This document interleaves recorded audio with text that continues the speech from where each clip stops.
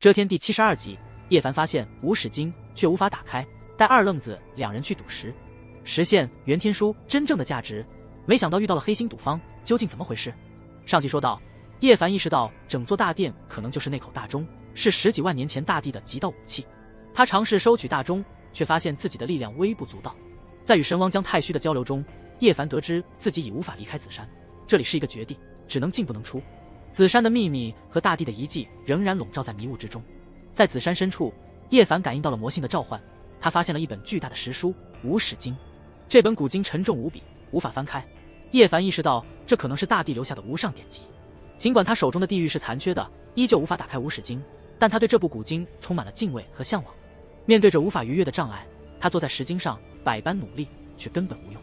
叶凡面对着无始大帝留下的无始经，心中充满了渴望与无奈。这部古经蕴含着大道之力，被大帝亲手封印，非大帝附身或持有其信物者无法打开。叶凡虽然心有不甘，却只能在石经前默默叹息。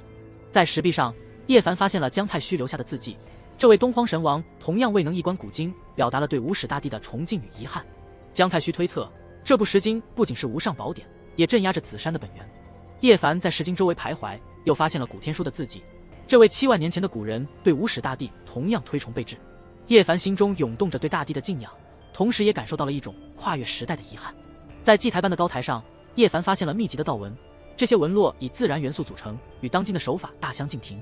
在中心位置，他发现了一个凹槽，手中的古玉与之吻合，似乎暗示着某种机关。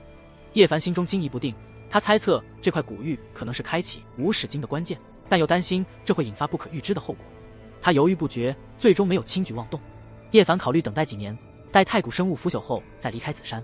然而他很快感觉到了不妙，似乎有什么东西在暗中窥视着他，让他感到毛骨悚然。叶凡警觉地观察四周，却一无所获。他开始怀疑自己是否产生了幻觉，但很快远处传来的嘶吼声打破了他的怀疑。太古生物似乎正在接近，他们似乎不惧无始经的威压，正向叶凡所在之处进发。他意识到这个地方不再安全，必须立刻离开。在临走之前，他做出了一个决定，将手中的古玉按入了祭台中心的凹槽中。古玉沉入凹槽的瞬间，引发了一场炫目的光芒和强烈的能量波动，将叶凡整个人笼罩。他早已准备好的顶在第一时间将他收入其中，保护他免受未知力量的伤害。在光芒中，叶凡感到自己被卷入了横渡虚空的过程，虽然心中充满了不确定和担忧，但他也感到一丝庆幸，因为他相信大地留下的东西不会是为了害后人。虚空中的旅行充满了未知和危险，但叶凡依靠着万物母气鼎的保护，最终安全地穿越了虚空。他坠入了冰冷刺骨的水中，发现自己似乎在一个地下暗河中。凭借强大的力量，叶凡不断向上开凿，最终冲出了地面，来到了一个巨大的古矿之中。在这个古矿中，叶凡惊喜地发现自己竟然已经离开了紫山，他感到难以置信，但也无比激动。他意识到自己选择的龙脉之路是正确的，而大地的玉佩在关键时刻发挥了至关重要的作用。然而叶凡的心中也充满了遗憾，他想到了姜太虚，这位一代神王苦熬4000年，最终还是要化为尘埃。姜太虚传给他的无上秘法，让叶凡心存感激，同时也让他感到这位老神王有些可怜。叶凡发誓，如果自己实力足够强大，他会再次进入紫山，即使不能救出姜太虚，也要将他的尸骨好好掩埋祭拜。对于无始经，叶凡更是感到无比的遗憾。这部古经蕴含着无上的智慧和力量，对于叶凡来说具有无与伦比的吸引力。他深知自己缺少后续的修行心法，无始经不传于世，对他来说最为合适。叶凡决定今后要在北域搜集古玉，希望有朝一日能够集全地域，再次进入紫山，打开无始经的奥秘。在离开紫山数十里后，叶凡总感觉有什么东西在跟着他，但他每次回头都看不到任何东西。这种感觉让他有些疑惑，他怀疑是不是有一种特别的生物在暗中跟随。他回忆起在无始经前被窥视的感觉，两者似乎有些相似。叶凡心中一惊，难道有生物跟他一同从紫山中出来了？但他很快又否定了这个想法，认为自己可能是多想了。叶凡在紫山的冒险后平安归来，对于石寨的王叔、二愣子和张五爷来说，无疑是一个巨大的惊喜。更重要的是，叶凡带回了传说中的袁天书。这部宝书的重现，对于张家乃至整个北域来说，都可能引发一场震动。张五爷在得知叶凡带回袁天书后，激动之情溢于言表。他知道这部书对叶凡的重要性，也明白他对张家的意义。在一番感慨与权衡之后，张五爷决定将袁天书托付给叶凡。一方面是因为叶凡对这部书的需求更为迫切，另一方面则是出于对张家当前状况的考虑。他担心张家无法守护这部宝书，反而可能因此招致祸患。叶凡对张五爷的决定表示尊重，但他也明白袁天书对张家的重要性，因此他承诺，一旦将来不再需要此书，或者张家出现了合适的传人，他将会把书传回张家。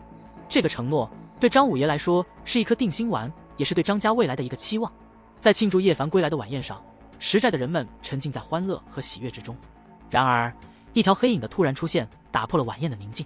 这条黑影不仅速度极快，而且力量惊人，竟然在众目睽睽之下叼走了2只烤全羊，并轻松摆脱了追捕。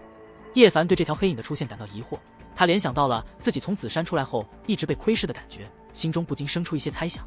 不过，由于黑影并未伤人，叶凡认为他可能并非凶恶之物。在接下来的时间里，叶凡专心致志地修行和参悟《袁天书》。这部书的深奥与玄妙，让他深刻体会到了其价值所在。袁天书不仅能够指导修炼者寻找和定神元，还能够揭示龙脉的秘密，对于修炼者来说，无疑是一部无价的宝典。叶凡深知，掌握了袁天书，就好比拥有了无尽的资源和潜力。他相信，随着自己实力的提升和对袁天书理解的加深，这部书将为他带来无法估量的益处。它不仅材质与道经相仿，坚不可摧，而且在内容上深奥妙法是各自领域的巅峰之作。虽然道经残缺，仅有轮海卷，但袁天书却是完整的，这使得它的价值在某种意义上远超过了道经。1个月来，叶凡沉浸在袁天书的学习和领悟中，借助菩提子的力量，他的理解突飞猛进，已经彻底领悟了关于变元的基础篇。现在，他决定将所学知识付诸实践，验证自己的掌握程度。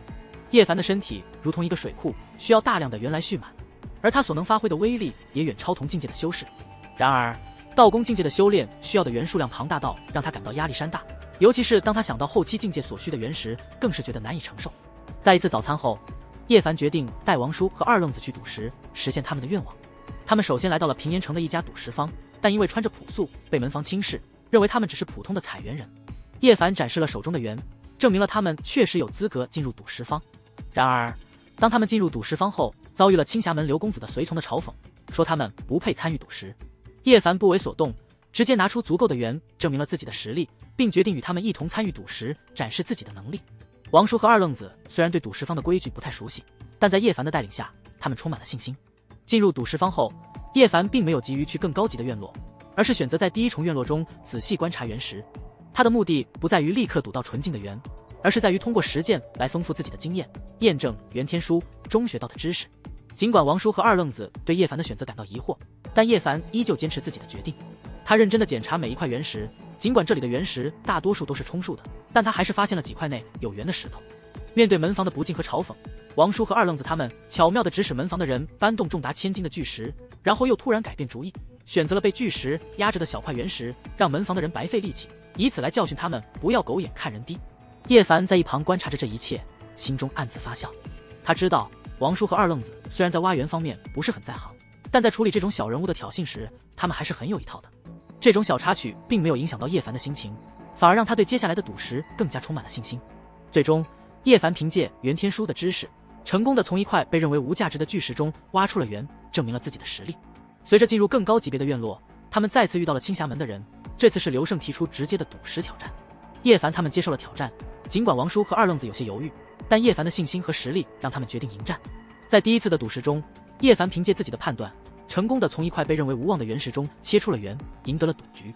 然而，好运并没有持续，叶凡在接下来的几次赌石中连连失利，没有切出任何元，这让他感到困惑。周围的人开始嘲笑和讽刺，认为他们不配参与赌石，甚至建议他们回到矿井去。面对这些讽刺和挑战，叶凡没有立即回应，而是蹲下身来仔细观察和抹撒那些切块的原石。他的行为引起了旁观者的嘲笑，以为他是赌输了而失魂落魄。青霞门的公子也趁机讽刺，建议叶凡回到矿井去。叶凡经过仔细观察，终于发现了赌石方的不正当手段，原石被剖开过，取走了里面的元，然后用食材填充并秘法封合。尽管心中恼怒，叶凡并没有立即揭发荣祥赌石方，因为他知道这样可能会招致背后的大势力报复，影响到石寨的安危。他决定忍耐，并计划尽快掌握袁天书中的改天换地妙术，以便在未来能够无拘无束的行事。在接下来的赌石中，叶凡更加小心谨慎，最终选择了一块被认为不可能含有缘的鬼裂石。这块石头因其怪异的外观和裂纹被人嘲笑，但叶凡凭借袁天书的变元知识，坚信这块石头与众不同。果不其然，当袁师傅切开这块石头时，露出了一块火红的一种元，虽然体积很小，但价值极高。这次成功的赌石让叶凡他们赢得了大量的元，也让周围的人对他们刮目相看。然而，青霞门的刘承恩公子却不甘心失败，他希望在第9层院落中与叶凡再次一决胜负，挑战更高级别的太初古矿边缘的老坑原石。在第9层院落，叶凡发现了更多的作假原石，这里的原石价格昂贵，但风险也同样巨大。叶凡在挑选原石时感到了前所未有的挑战，因为这些原石似乎带有某种魔性的力量，让他难以把握。